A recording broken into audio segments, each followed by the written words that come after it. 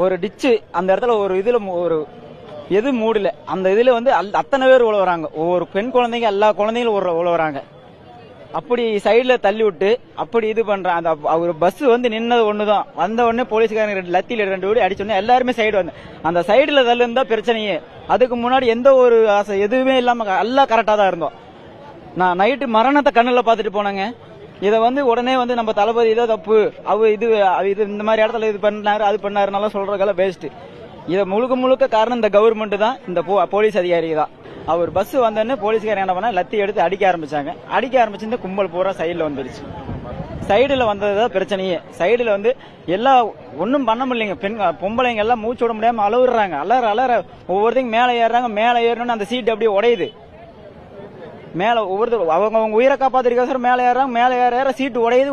உடஞ்சு உழவு கீழே குழந்தைகளை வச்சுட்டு நாங்க மேல இப்படி தாங்கி பிடிக்கிற நிலைமையில நிக்கிறோம்.